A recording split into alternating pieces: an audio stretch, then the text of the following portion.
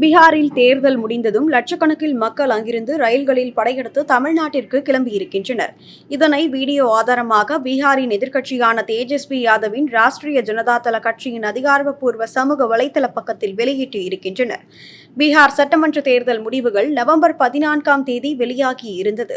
இதில் பாரதிய ஜனதா கட்சி தலைமையிலான தேசிய ஜனநாயக கூட்டணி அதிக எண்ணிக்கையிலான வாக்குகளை பெற்று முதலிடம் பிடித்தது. தேஜஸ்வி யாதவ் தலைமையிலான ராஷ்டிரிய ஜனதா தளம் எதிர்க்கட்சி அந்தஸ்தை பெற்றது. இந்நிலையில்தான் மக்கள் பாஜகவிற்கு வாக்களித்துவிட்டு வேலைக்காக பிற மாநிலங்களுக்கு செல்ல ரயில்களில் ஏறுவதற்காக வரிசையில் நின்று கொண்டிருக்கின்றனர்.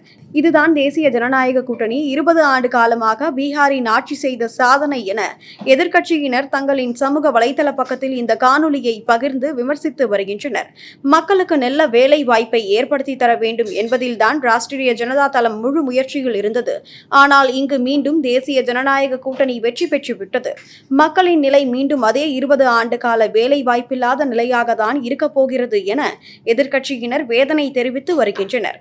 அதோடு பீகாரில் வாக்கு திருட்டு நடக்க வாய்ப்பு உள்ளது. பாஜகவினர் தேர்தலில் என்ன வேண்டுமானாலும் செய்வார்கள், மக்கள் தான் உஷாராக இருக்க வேண்டும் என எதிர்க்கட்சியினர் எச்சரித்து வந்தனர். ஏற்கனவே ராகுல் காந்தி அவர்களும் எங்களின் வாக்கு திருட்டு குற்றச்சாட்டுகளுக்கு மோடி, அமித்ஷா மற்றும் தேர்தல் ஆணையத்திடம் எந்த பதிலும் இல்லை, ஏனெனில் உண்மை இப்போது மக்களுக்கு முன்னால் வந்துவிட்டது.